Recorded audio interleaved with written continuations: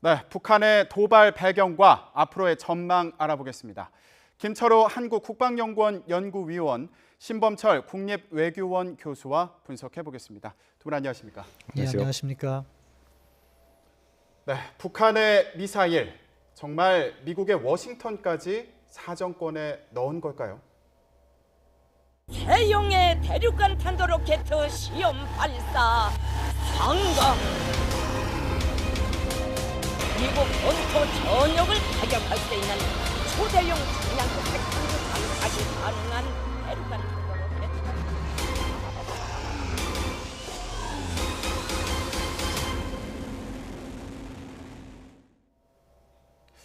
네, 오늘 새벽 미사일을 발사한 북한, 오늘 오후에 중대 발표가 있었습니다.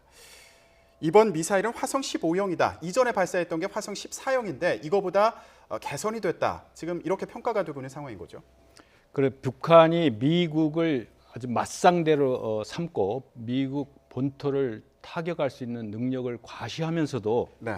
능력은 충분히 자랑을 하면서도 그것을 태평양상이 아닌 동해로 한정하고 고각 발사를 통해서 이런 능력만 보여주는, 그리고 발사 내용도 이춘희가 와서 분홍족을 입고 뭐 큰 소리를 쳤지만 마지막에 이거 세계 평화를 위협하는 건 아니다라고 약간 꼬리를 내리는 그런 모양새를 취했단 말입니다. 그러니까 이 북한 미사일 도발 상황을 군사적이나 기술적인 미사일 진보를 보는 건 당연하고, 거기에 따라서 외교적인 문제나 경제적인 문제, 특히 정보적인 인텔리전스 측면에서 우리가 볼 필요가 있다. 그래서 전반적으로 한마디로 얘기하면 정치 군사적인 고도의 전략 게임 같은 양상이 벌어지고 있는데, 이번 미사일을 발사를 통해서 지난 7월에 있었던 발사와 분명하게 정점 고도가 높아지고 말이죠.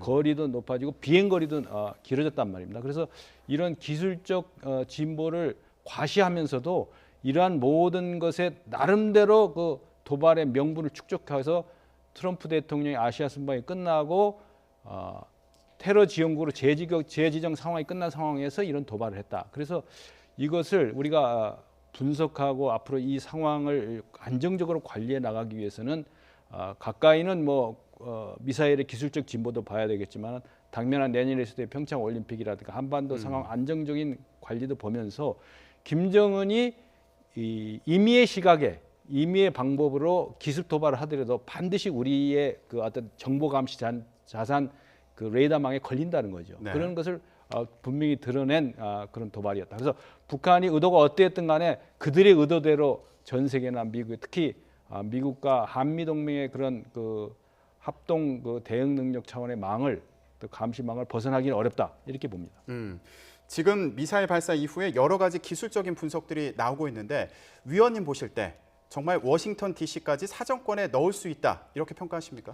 그거는 이제 탄두 중량하고도 관계가 되는 거고, 가장 중요한 거는 이제 거리만 이렇게 보는데 그 엔진 성능입니다. 엔진이 충분히 뒷받침되지 못하면 그런 정점고도 4,500km에 육박하는 위치로 나가지 못할 뿐만 아니고, 새벽 3시 넘은 시간에 발사된 우리 시간으로 그런 심야에 발사될 수 있는 그런 능력은 있지만은, 이런 것이 많게는 9,000km에서 13,000km 갈 수 있다라는 그런 그 역량을 보여주지만은 그것은 탄두 중량이 커졌을 경우에는 그렇게 미치지 못한다는 걸로 우리 전문가들 평가했고 저도 그렇게 보고 있거든요. 그래서 이것은 북한이 탄두 중량 의도적으로 줄이면서 사정거리를 미국 본토를 타격할 수 있다는 그런 역량을 보여주는 그런 발사였다 봅니다. 그래서 그들이 화성 15형으로 명명한 것은 아마 화성 14형하고는 완전히 다른 새로운 버전이라는 것을 내일 동영상이나 통해 이런 걸 통해서 공개를 하겠죠. 그래서 만약에 이것이 액체 연료에 의한 도발, 그동안에 7월 달에 했던 그런 화성 14형이 아니고 그 2단계 추진체의 고체 연료나 그에 준하는 사거리 증진을 위한 기술적인 진보를 이뤘다면은 그것도 새로운 상황이기 때문에 예의 분석해야 된다. 그래서 어떤 상황을 명확한 근거 없이 예단하는 것보다 그들이 스스로 공개하는 그들의 역량을 통해서 그들의 허점, 또 그 기술적 진보 상황을 그대로 평가하는 그런 객관적인 분석 시각이 필요하다, 이렇게 봅니다. 지금 위원님 말씀을 들어보면 이 북한이 사거리를 늘리는데 좀 신경을 많이 쓴 게 아닌가, 이런 생각이 들기도 하는데, 워싱턴 DC까지 사거리 안에 넣었다. 만약에 이게 정말로 그렇게 분석이 된다면 어떤 의미가 있다고 봐야 될까요? 미국 전역을 타격할 수 있다. 그러니까 북한의 지금 핵개발 전략이라는 것이 미국 본토를 타격할 수 있고 그럼으로써 자기들의 핵을 갖다 인정받겠다는 그러한 의지를 계속해서 보여주는 거거든요. 네. 그런 능력을 입증했다고 보는 거죠. 그렇기 때문에 말씀하신 대로 엔진이라든가 저는 화성 15형이 뭐 전혀 새로운 모델을 개발했다고 보진 않고요. 뭐 시간도 부족했을 테고 아마 좀 사이즈를 늘린 것이 아닐까. 화성 14형보다 네. 엔진 그 연료통의 크기를 키우고 그래서 더 멀리 갈 수 있는. 그리고 엔진은 물론 계속해서 로켓 엔진 시험을 해왔다는 게 우리 정부 당국의 파악이거든요. 네. 화성 14형 마지막으로 발사했던 것이 7월 28일이면 넉 달의 기간이 있었기 때문에 그때까지 계속해서 엔진 성능 개량 또는 같은 사이즈였다면은 15형이라고 하지 않았을 텐데 뭔가 사이즈를 더 키우거나 그런 약간의 변동은 있습니다. 하지만 근본적인 변화로 보지 않는 것은 2단 발사체 그대로라는 거죠.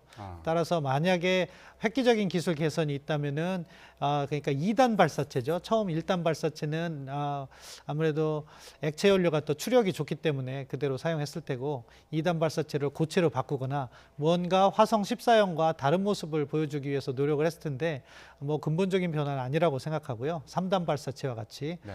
그럼에도 불구하고 사거리를 늘리는데 중점을 뒀다. 하지만 더 중요한 것은 재진입 기술이다. 저는 그 부분을 강조하고 싶고요. 네. 그렇기 때문에 동해 안으로 떨어지는 고각 발사를 한 것이 아닐까 생각합니다. 왜냐하면은 일본을 넘어서 태평양 쪽으로 발사하면 북한은 위성이 없기 때문에 그 재진입 기술을 파악할 수가 없습니다.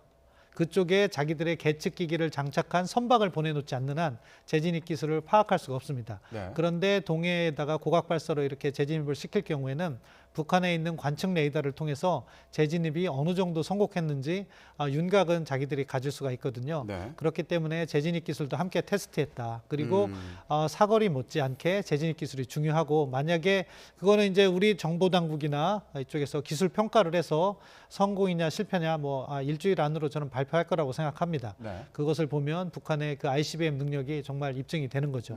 만약에 이번에도 실패했다면은 북한은 뭐 김정은이 이번에 뭐 핵무력 완성했다 호언장담했지만 그 단계는 아니다 이렇게 볼 수도 네. 있는 거고요. 지금 교수님께서 이 고각 발사를 한 이유는 대기권을 미사일이 나갔다가 다시 들어오는 그 재진입 기술을 확인하려면 동해 안에 떨어져야 되기 때문이다 이렇게 분석을 해주셨는데 지금 상황에서 재진입 기술이 어느 정도다 뭐 분석을 할 수 있는 상황입니까? 김정은의 그 동선을 보면 알 수 있어요. 물론 직전에 뭐 그 위장 전술로서 매기 공장 가가지고 뭐 엉뚱한 발언을 했지만 그 전에 그 화학섬유 이런 만드는 공장을 많이 방문했거든요. 그러니까 김정은의 도발 행태라는 것은 무지막지하게 막 하는 게 아니고 트럼프 대통령이 서울에 왔을 때 도발하는 그런 무지막지하게 뚜벅뚜벅 그런 논리가 아니고 나름대로 그런 술책을 부리는데 중요한 거는 국제사회가 재진입 기술이 안 됐다고 하니까 계속 그 분야를 이제 우리가 할 수 있다라는 걸 보여주는 그런 측면이 있거든요. 그래서 지금 여기서 중요한 것은 재진입 기술도 중요하고 여러 개 사거리 진보도 중요하지만 이제는 국제사회가 거의 공인하는 ICBM 대륙간 탄도 미사일 그것이 레드라인을 넘었느냐 이 금 그어놓고 여기 넘었느냐 아니냐 이게 아니고 이미 넘어가지고 여기서 활보하기 시작했다. 그러니까 이것이 태평양상에서 수소폭탄 실험이나 같은 이른바 초특대형 뭐 핵탄두 실험은 아니지만은 상당히 일단 넘어와가지고 그 근접선에서 미국이 이것을 대응하기 어려운 정도의 아주 나름대로 기교를 부리는 그런 측면이 있거든요. 그러니까 기술적인 측면도 체크를 하면서 이것이 미국이나 동맹국에 직접적인 위협이 되지 않도록 하는 이런 뭐 통제된 정도의 기술 진보를 보이는 거죠. 그래서 무지막지하게 한번 이거 all one nothing 그런 식으로 해가지고 해보는 게 아니고 그래서 우리가 이 상황을 예의주시할 때 보면서 보면 너무 과도하게 기술적 진보를 과대평가해도 안 되지만은 너무 과소평가해도 안 된다. 분명한 것은 제재 속에서도 이러한 기술적 진보를 이뤄나간다는 것이 중요한 포인트라고 봅니다. 네. 저희가 앞서서 재진입 기술에 대해서 좀 얘기를 해보고 있었는데 이 사거리를 늘리기 위해서 탄두의 중량을 줄인 거 아니냐 이런 분석도 이제 해주시지 않았습니까? 그렇다면 핵탄두의 소형화 기술은 어느 정도인가 좀 나온 내용이 있습니까? 그건 뭐 북한이 수차 밝혔습니다. 작년 3월에도 자기들의 핵탄두라고 그래서 뭐 나이트볼 형식의 동그란 모양을 공개했고요. 네. 지난 9월 3일 핵실험 직전에도 그날 아침에 자기들의 핵탄두 모양에서 땅콩 모양이었죠. 이건 수소폭탄이라고 했는데 그것은 또 이렇게 돌이켜 보면은 러시아가 초기 단계에 수소폭탄을 했던 모양이 그런 모형이라고 해서 저희가 어느 정도 정보 당국에서 평가를 하고 있습니다. 네. 그런 측면을 고려할 때 북한이 소형화 기술이라는 건 핵심은 북한이 가진 미사일에 탑재할 수 있는 기술이거든요. 네. 그래서 북한의 다양한 스커드, 노동, 그리고 이번에 화성 12, 화성 14, 15 이렇게 15는 뭐 내일 정도 공개되겠지만요. 그 사이즈를 보면은 대충 한 500에서 600kg 이내로 만들면은 그 모든 미사일에 탑재를 할 수 있거든요. 그것이 북한이 얘기하는 규격화입니다. 네. 그런 거는 어느 정도 달성했다고 보는 게 합리적인 판단인 것 같습니다. 지금 핵탄두 얘기를 저희가 하고 있는데 혹시라도 핵탄두가 아니라 다른 물질을 탑재할 수도 있는 거 아닌가 이런 얘기도 나오고 있거든요. 그리고 북한이 이 도발을 할 때 우리가 도발의 그 수단인 핵 실험이라든가 미사일만 보거든요. 네. 그럼 그 누가 그걸 결정을 하느냐? 김정은의 의사결정이에요. 김정은이 도발을 하라고 해서 한 거지 스스로 도발한 게 아니거든요. 네. 그래서 봤을 때 보면은 체제 종말을 각오하지 않는다면은 그 실제적인 핵탄두나 핵탄두에 가까운 물질을 많은 사람들이 거기다가 뭐 생화학 무기를 탈수할 수도 있지 않느냐. 물론 네. 가능성은 있죠. 그러나 그것은 그들이 말하는 체제 생존의 측면도 있다고 봤을 때 그런 걸 했을 때 체제 자멸을 재촉하는 그런 판단을 하는 거기 때문에 상당히 가능성은 낮다고 보고 가능성은 상당히 있다라고 봅니다. 다양한 가능성 그렇다고 이런 걸 쏘면서 재래식 폭탄을 쏘냐 그건 아니다는 거죠. 이른바 대량 살상 무기인데 네. 대량 살상 무기가 사람을 죽이는 그런 무기가 아니고 대량 살상을 가장한 대량적인 공포 일종의 핵 미사일을 위한 그 WMD가 아니고 저는 WMP라고 하는데 P는 뭐냐 프로파간다예요. 선전선동적인 효과를 극대화할 수 있는 그런 정도의 거죠. 그래서 과거에 괌 발사 위협을 했을 때 네. 거기서 바로 비상시 행동 수칙이라는 게 나왔고 그렇지 않습니까? 그런 걸 봤을 때 북한이 의도하는 바는 이런 그 미사일 기술적 진보를 보이면서 거기 탄두에 소형화된 수소폭탄이라고 늘 강조해 오는 거죠. 수소폭탄의 폭발력이라는 것은 일본에서 맞았던 그 히로시마 나가사키의 뭐 100배까지 이르는 그런 폭발력을 가지고 있지 않습니까? 네. 그래서 그걸 믿어주지 않으니까 이제 모형까지 공개를 하고 근데 다음에 이제 우리가 이렇게 분석을 하면 다음에 또 여러 가지 김정은의 행보에서 보면은 이런 피드백을 받아가지고 다시 이제 또 이런 뭐 핵탄두 진입 기술을 만드는 그런 탄소 섬유 공장을 신설한다든가 여러 가지 방법을 보일 겁니다. 네네. 그래서 우리가 이 도발 상황을 볼 때 군사적이고 기술적인 진보 측면을 보지만은 김정은의 의사결정 패턴, 의사결정 양식 그런 것도 같이 보면서 이 상황을 주변국의 초강대국 5개국의 강대국 리더가 등장했지 않습니까? 네. 그런 상황에서 자기가 국제적 관심을 끌어당기면서 자기의 전략적 의도를 관철시키는 이런 측면도 같이 봐야 된다 이렇게 봅니다. 네. 지금 김정은의 의사결정 이 패턴도 중요하게 봐야 된다 이렇게 말씀하셨는데 이번에 미사일을 굉장히 기습적으로 발사했다. 이 부분도 중요한 어떤 분석해볼 요소가 아닌가 싶은데 어떻게 보십니까? 예, 먼저 두 가지 측면이 있을 거예요. 하나는 왜 오늘이냐, 그리고 왜 새벽 3시냐. 이 두 가지 측면인데 왜 오늘이냐 측면은 아무래도 트럼프 대통령이 11월 초에 동아시아 순방을 했는데 미중 간에 특별한 충돌 없이 잘 끝났습니다. 네. 그 측면에서 우리가 미사일 실험을 한다고 해도 미국이 군사적 옵션은 사용하지 않겠다 그런 생각을 했을 수가 있어요. 그런 와중에 또 미국으로서는 테러 지원국 지정을 했고 네. 그런 측면에 있었을 때 뭔가 북한으로서 대응의 필요성을 느낄 수 있었습니다. 북한 대내적인 측면에서도 저는 귀순병사 문제가 약간은 작용했을 수도 있다. 왜냐하면 그것이 북한 내부에 상당한 파장을 불러올 수 있는 문제이기 때문에 이런 것을 통해서 국면 전환을 할 수가 있고 다른 한편으로는 기술적 준비가 되었다. 그러니까 7월 달 발사한 것이 실패로 돌아갔는데 그거를 만회하기 위한 기술적 준비가 되어서 그 세 개가 합쳐져서 오늘을 택했다고 생각하고요. 네. 왜 새벽 3시냐? 그런 측면은 아무래도 과거에 북한 스스로 이야기를 했습니다. 임의의 시각, 임의의 장소라고 이야기를 했는데 네. 임의의 시각인 거죠. 한 번도 해보지 않았던 새벽 3시 그리고 한 번도 이렇게 해보지 않았던 그 평양 위의 지역 평원인가요? 거기에서 발사를 하는 그러한 네. 모습을 보임으로써 기습 도발을 한 거고, 그것은 또 한국이나 미국의 대응 태세도 북한의 입장에서는 관측해보는 그런 군사적 의미가 있었기 때문에 여러 가지 복합적 의미에서 오늘 새벽 3시가 정해진 것 같습니다.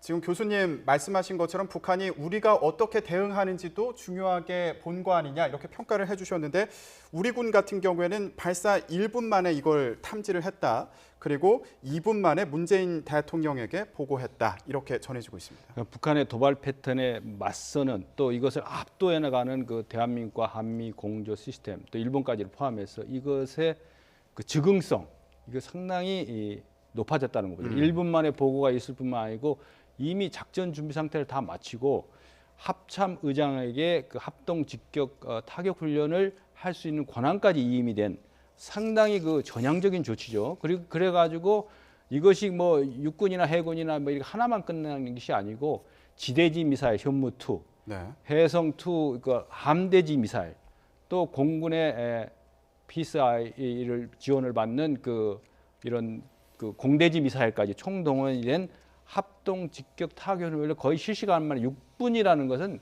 군사작전에서 어마어마하게 이미 상황을 다 파악하고 준비하고 있었다는 거예요. 그래서 임의의 시각, 임의의 장소라는 게 통하지 않는 시대가 됐다. 네.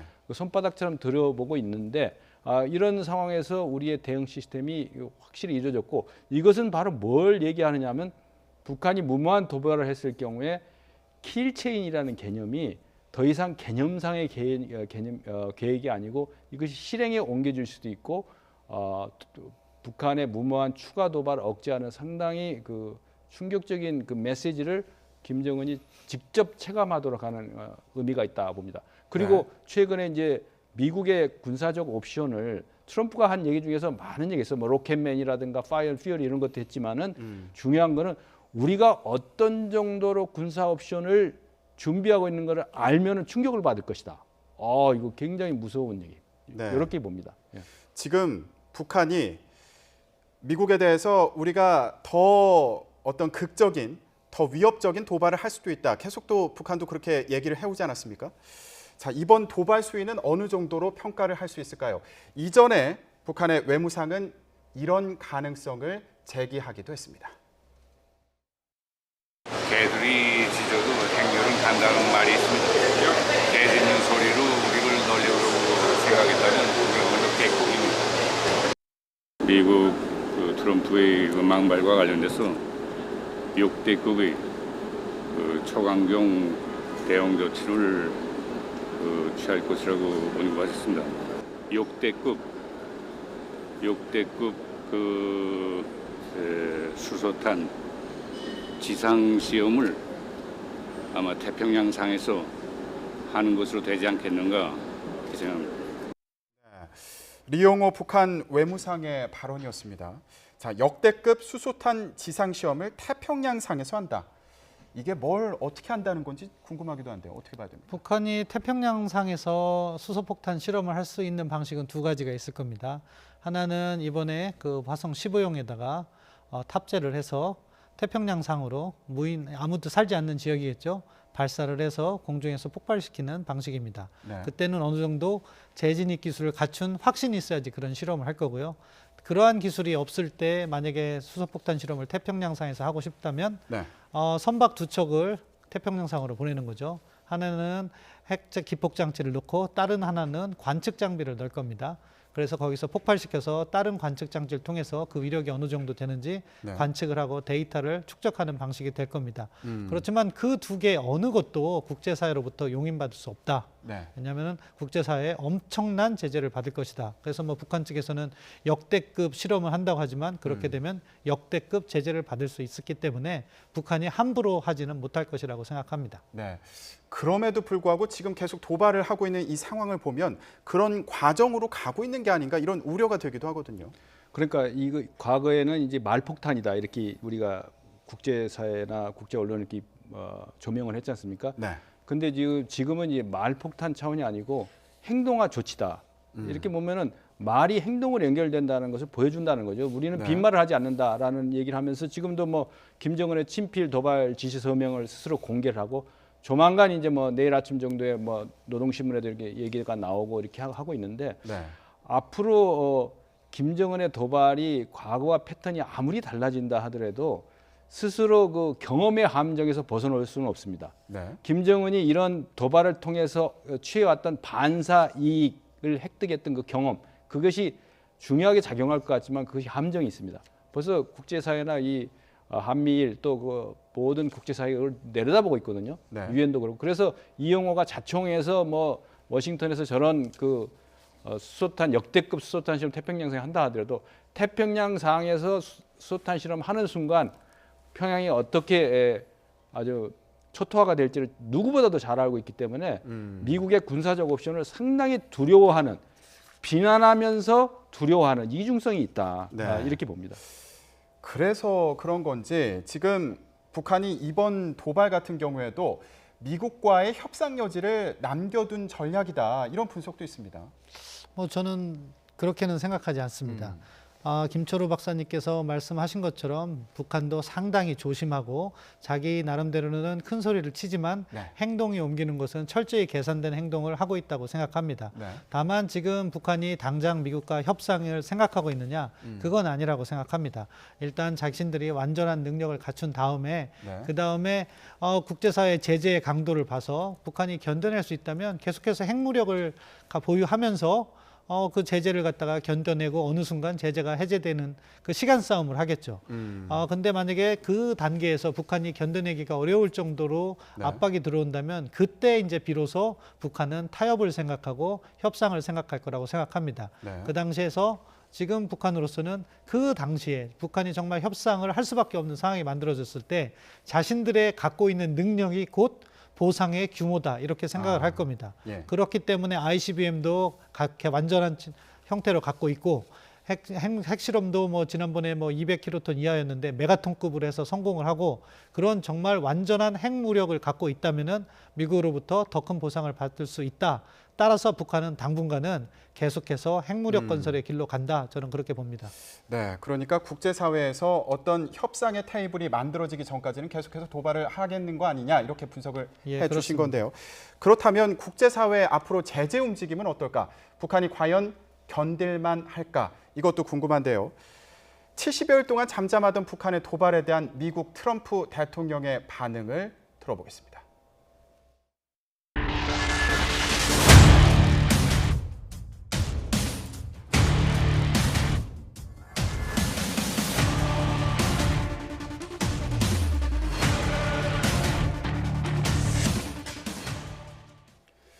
네, 미국 수도까지 북한 미사일 사정권에 든 거 아니냐 이런 분석이 나오고 있는 가운데 트럼프 대통령 이제 우리가 관리하겠다 이렇게 얘기했습니다. 이게 무슨 의미일까요?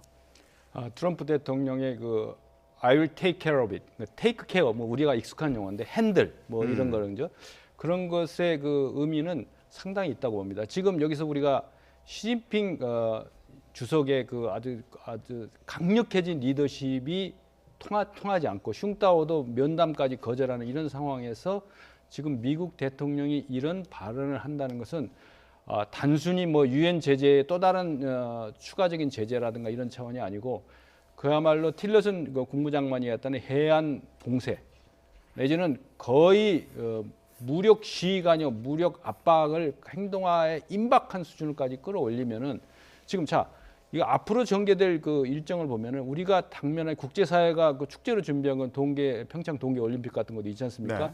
이런 상황에서 과연 이런 군사적 압박이 도움이 될 것이냐 이런 논란을 많이 증폭시키면서 이른바 쐐기를 박되 상당히 그 양극 간의 긴밀한 협조가 곤란한 그런 지점에서 이런 도발을 자행하는 그런 술책을 부리고 있기 때문에 네. 우리가 여기서 상당히 주의해야 될 것은 우리가 준비하는 세계적 축제를 위해서 뭐 군사훈련을 뭐 좀 딜레이하거나 축소해야 된다는 이런 논리가 또 비등일 수가 있거든요. 그러니까 상당히 경계해야 됩니다. 그래서 이 군사적 도발에 대해서는 군사적 압박 조치를 일단 강력한 군사적 옵션이 있어야 다른 여러 가지 이 조치가 타협점이나 또 압박을 또 우리 감으로써 우리가 어떤 전략적인 그 목표를 달성하는 그런 측면이 있기 때문에 그러니까 잘못된 행동에 보상을 받고 그것을 통해서 이익을 취해왔던 경험의 요소를 완전히 틀을 바꿔야 된다. 그래서 뭐 게임 천재라고 많이 하잖아. 판이 바뀐다. 근데 판이 바뀌는 것이 7월 달부터 시작해서 잠잠하는 줄 알았더니 또 도발했기 때문에 네. 저는 그 트럼프 대통령의 말이 과거와 다른 뭐 로켓맨이라든지 뭐 작고 뚱뚱하다나 이런 차원의 그 말장난적인 레토릭이 아니고 이것은 상당히 그 정치 외교적 군사적인 또 정보적인 그런 압박의 구체적 조치가 담겨 있는 그런 메시지다 이렇게 봅니다. 네. 자, 지금 그런 만큼 문재인 대통령도 회의에서 이렇게 얘기를 했다고 하는데 미국이 선제 타격하는 상황은 막아야 된다 이런 우려를 표한 것으로 알려지고 있습니다. 실제 그런 가능성 어떻게 볼 수 있을까요? 대통령께서도 상황을 상당히 심각하게 보고 계시구나. 그리고 그 말은 사실은 어떻게 북한에 대한 상당히 신중한 경고라고 저는 받아들였습니다. 그런 측면에서는 지금 트럼프 대통령과 정상회담도 했고 뭐 오늘 통화도 하셨는데 그 과정에서 미국이 군사적 옵션에 대한 설명이라든가 이런 걸 통해서 그러한 가능성이 과거에보다는 상당히 높아졌다 하는 인식을 하고 계신 것 같아요. 그런 만큼 우리가 이 상황의 엄중성을 인식해야 된다. 네. 그렇게 판단을 하는데 그럼에도 불구하고 실제적인 군사적 옵션을 사용하는 것은 쉽지 않다. 왜냐하면 사실은 군사적 옵션 우리가 일반적으로 얘기하면 북한에 대한 선제 타격 뭐 그런 것을 이야기하는데 옵션은 많습니다. 사실은 지난주에 있었던 그 연합 해상훈련 그리고 다음 달에 예정된 연합 공군훈련 이런 것도 군사적 옵션이에요. 일종의 무력 시위라고 하죠. 네. 그 다음 단계로 가면은 뭐 북한에 대한 해상 봉쇄라든가 노플라이 존 설정해서 비행 금지 구역 선포 이런 것도 할 수 있고 그 다음 단계에는 뭐 북한에 대한 비밀 작전이라든가 또 다른 각도에서는 뭐 어떻게 보면 사이버전 전개 이런 것들 모두가 군사적 옵션인데 네. 그런 것들을 하나하나 할 가능성은 있다. 그럼에도 불구하고 북한에 대한 선제 타격이라든가 이런 부분에 있어서는 한미 간의 긴밀히 공조할 것이고 그 파급 효과가 잘못하면 한반도에서 전쟁이 일어날 수 있는 상황이기 때문에 네. 미국도 그것만큼은 피하고 싶은 상황이 있어서 우리 국민께서 뭐 지금 미국이 북한에 대한 선제 공격이나 이런 걸 우려하시지는 않아도 좋다. 일례로 쉽게 설명드리면은요. 이라크전 전비가 뭐 연구소에서 분석을 했는데 2조 달러가 들었다고 합니다. 우리나라 돈으로 2,000조입니다. 그런데 더 무서운 것은 그 전쟁이 훅 간 거죠. 그래서 미국 장병들이 다쳐서 불구가 됐고 뭐 그러한 병사들에 대한 병원비, 연금 이런 거 하면 향후 30년 동안 6조 달러, 그러니까 네. 6,000조가 더 들어간다고 합니다. 한반도에 있어서 전쟁도 그런 정도의 파급 효과가 있기 때문에 네. 미국이 쉽게 공격하지 않는다. 다만 그렇다고 해서 미국이 이러한 군사적 옵션을 영원히 행사하지 않을 거라고 보시면 또 안 되는 게 아까 김철우 박사님께서 잘 말씀해 주셨는데 북한의 그러한 무모한 도발이 일본을 공격하거나 의도되었던 의도되지 않았던 실수로 일본을 타격하거나 또는 미국 영토 하와이나 괌 또는 본토에 영향을 미친다면 그때는 미국이 세계 질서를 유지하는 슈퍼파워로서 무력을 사용하지 않을 수도 없기 때문에 네. 그런 상황까지 이것이 발전하지 않도록 관리하는 외교적 지혜가 중요하다. 그러니까 정부는 상당히 복합적인 접근을 해야 된다. 그렇게 생각합니다. 지금 외교적 지혜를 말씀하셔서 드리는 얘기인데 사실 중국의 역할에 좀 기대를 거는 측면도 있어 보였습니다.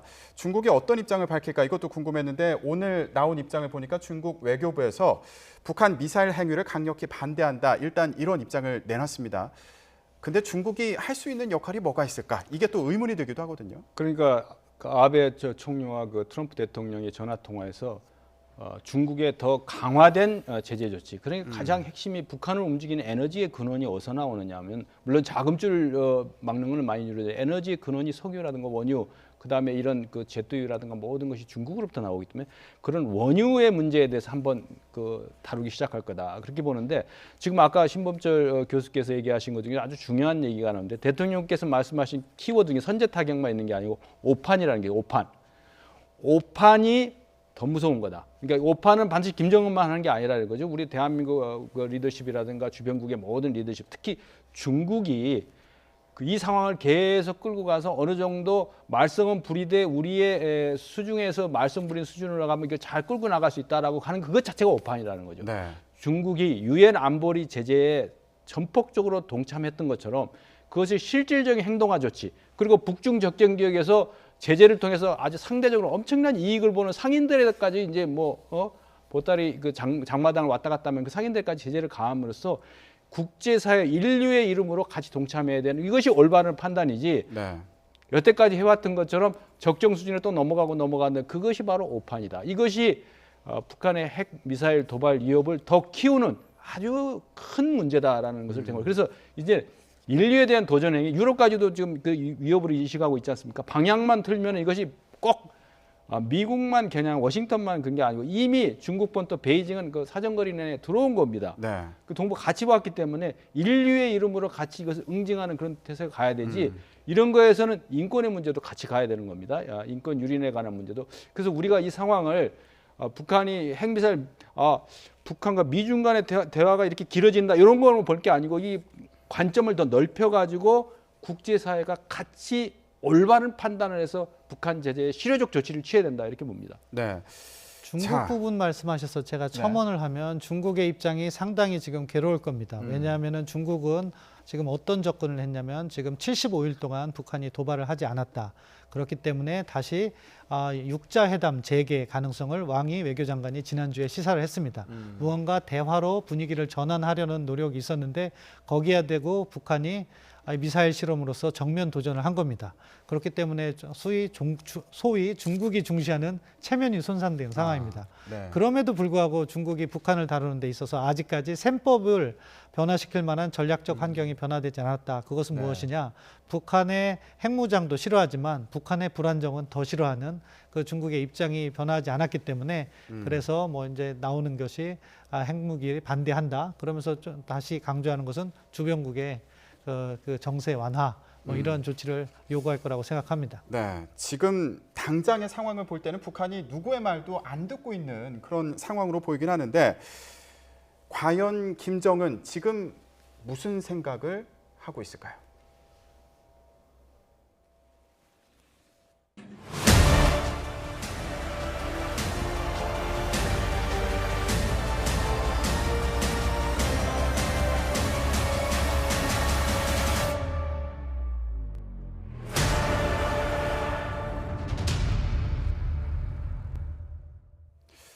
네, 이번에 발사된 미사일에 실린 김정은의 메시지를 요약해 보면 강경 제재에는 초강경으로 대응하겠다. 뭐 이런 메시지를 보내고 있는 것 같아요. 내 갈 길을 가겠다.